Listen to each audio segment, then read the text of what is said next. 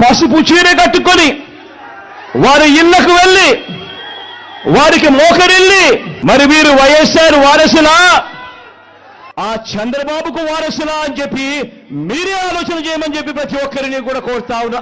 నువ్వు అసలు మనిషివి కాదు బ్రో, నన్ను అడిగితే కనుక నిజంగా మనిషివే కాదు. సొంత చిన్నాన్న పైన చంపేసింది మీరే, చంపించింది నువ్వే. ఇవాళ ఆయనకి రెండో భార్య ఉంది, రెండో సంతానం ఉందని చెప్పి తెలియదా అని చెప్పేసి అని మాట్లాడుతూనే సొంత చెల్లి శర్మిలా కట్టుకున్న చీర పైన కూడా కామెంట్ చేస్తామంటే నిన్ను మనిషిగా అసలు పోల్చలేం మేము. నీ సొంత చెల్లెళ్ళు నీకు వ్యతిరేకంగా మా బాబాయిని చంపేసిన ఎవరైతే హంతకులు ఉన్నారో, చంపించిన వాళ్ళు ఎవరైతే ఉన్నారో వాళ్ళకి సాక్షాత్తు మా అన్న జగన్మోహన్ రెడ్డి ముఖ్యమంత్రి హోదాలో ఉండి వాళ్ళకి కొమ్ము కాస్తున్నాడో, వాళ్ళకి అండగా నిలబడుతున్నాడు అన్న పాపానికి వాళ్ళని వ్యక్తిగతంగా దూషిస్తున్నావు, వాళ్ళకి అక్రమ సంబంధాలు అంటగట్టుతున్నావు. అంటే నీ సోషల్ మీడియాస్ ఎవరైతే పేటీఎం కుక్కలు ఉన్నాయో వాళ్ళ చేత వాళ్ళని అమ్మనాబోతూ తిట్టించేది నువ్వే.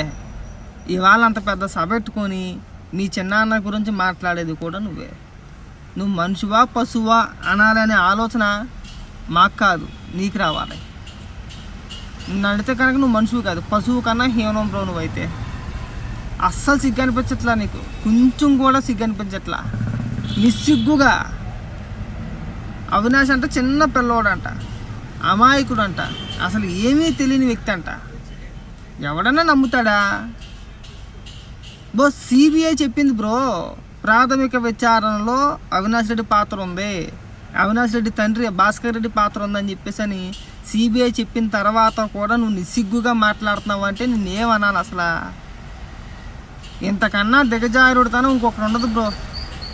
నిన్ను బ్రో అన్నా కూడా తప్పే, నువ్వేమన్నా అనుకో, కానీ నీదైతే మనిషి జన్మ అయితే కాదు. ఇది గుర్తుపెట్టుకో బాగా.